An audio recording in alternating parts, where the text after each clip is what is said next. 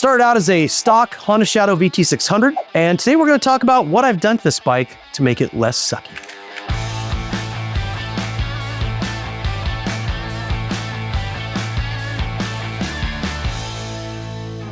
What is up, everyone? My glasses are filthy, and today we're going to talk about finding a buried diaper at the beach. Actually, I think talking about sock choice would be a really good topic for today's video. If you don't have the right socks, it just ruins your day. So I highly recommend Smartwool. Really good socks. I've tried a lot of other socks. Cheap socks usually make your feet feel like they're in cheap socks.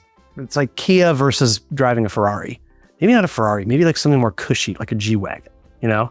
Smartwool, the G-Wagon of socks. Let's dig into this video and talk about some really cool motorcycle.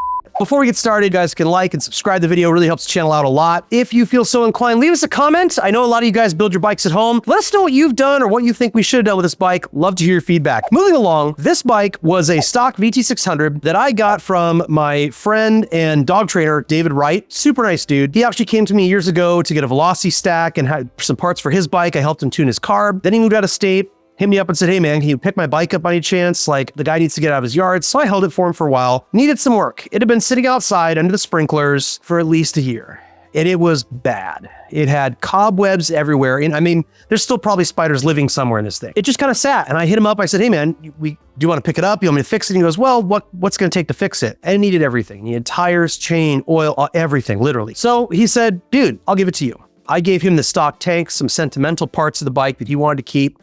You know, kind of wall hanger stuff. It was a super nice blessing from a good friend. I'm deeply grateful. So David, thank you very much. Really appreciate this bike. And I hope you're proud of what it's turned into. My vision for this bike originally kind of started as more of a street fighter almost. But as you can see, I totally went the opposite way of the pendulum. So what we have done to this bike. Now, starting with the engine, this is a 2006 Honda Shadow VT600. That means that it had the AIS system. It had TPS, throttle positioning sensor as well. So the carburetor is the same carburetor that came on it with the TPS pigtail. And we have AIS block-off plates on the top here. Those are actually original AIS block-off plates that I made by hand when I was still based out of Huntington Beach, and I still made them by hand when I was here, but that was old stock that I had sold to David years ago. Carburetor has a stack on that was not David's originally. This is one of mine from my personal stock. I put new fuel line. I've actually capped off the coolant hose that comes from the intake manifold, goes up to the radiator. Not necessary to keep it. Little hose with a plug on each and some hose clamps. Good to go, sealed that off. Also replaced the ignition wires and the resistor caps on all 4 spark plugs. Beyond that, the only really real work done to the engine was an oil change, coolant flush and change, and the head covers and cases got cleaned up. They were pretty badly corroded, but I used one of my favorite little tools in the shop, Bon Ami, and was able to get all the corrosion off the chrome while maintaining that beautiful, shiny look of wonderful chrome. The next thing we did on this bike was we installed a set of the Magnus V wide profile upsweeps, which make the bike look much better and it sounds fucking badass. They're also pretty dang easy to tune. I'm gonna invite you to take a little closer look here. To the trained eye, some of you may know VT600s like the back of your hand. If you look here, you can see the swing arm is still intact. This is not a Softail VT600. The rear suspension has been replaced with one of our mono struts. Took the mono shock out, put a mono strut in. Now it rides like a hardtail. Now you might see a very unconventional tire on the rear of this VT600, and that is a pie crust. It's for a car, technically. And it kind of rides like shit on a motorcycle, but it looks cool as f, and you can put some pretty small fenders on there. So I went with our pie crust on the rear. That is a stock rear wheel on our VT600.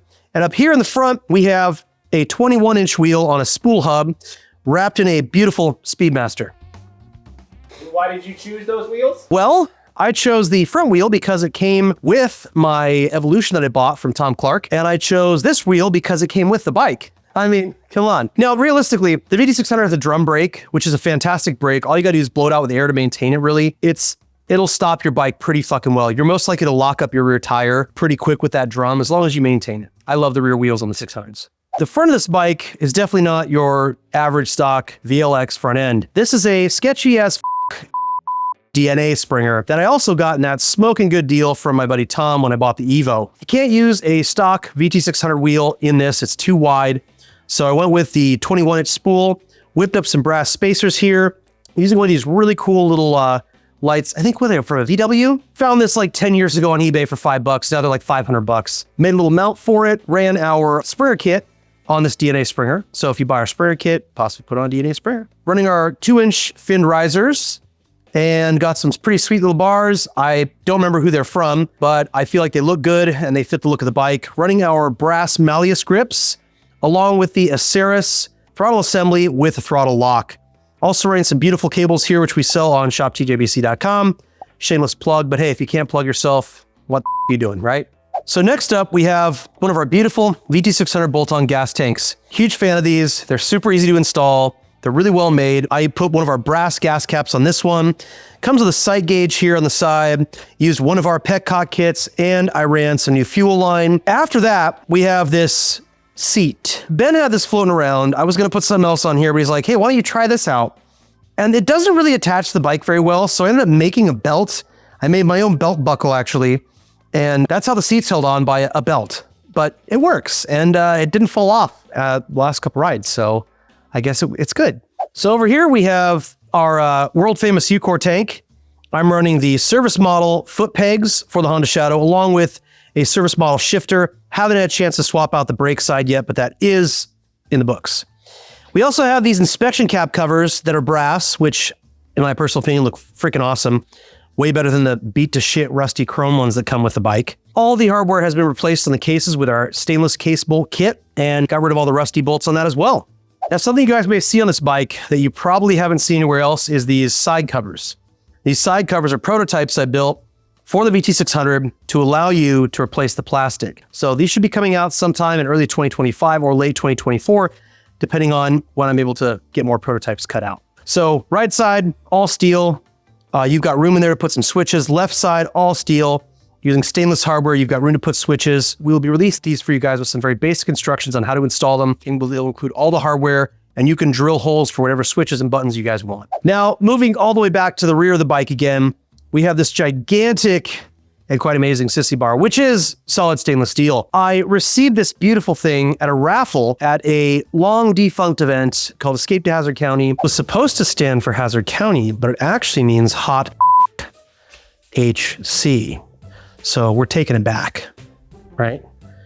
Stainless hot shiny. Shiny and new. This has been hanging on my wall for quite some time, and it's very beautiful. I was debating on what to put on this bike for a Sissy Bar, and Ben goes, dude, use that one. So made a support out of some stainless, made some little brackets here on the bottom to attach it to the already existing holes, which the holes there were for our straight up Sissy Bar. And I was able to bend the legs of this in a way so that they matched up perfectly. And we used one of the beautiful stainless steel Prism license plate brackets with their amazing taillight here. And I whipped up a few brass spacers for the wheel because, I mean, let's face it, the stock ones are fucking hideous, right? Also used a beautiful 6-inch wide fender, which you can get on shoptjbc.com as well.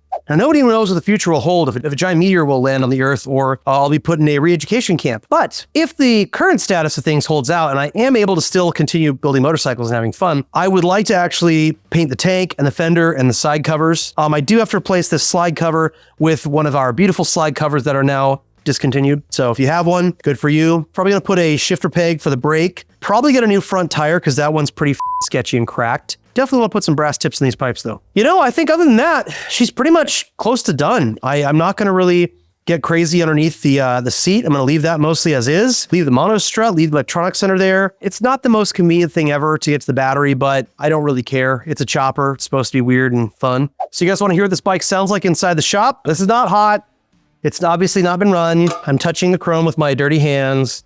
So we're going to turn her on, hold the choke.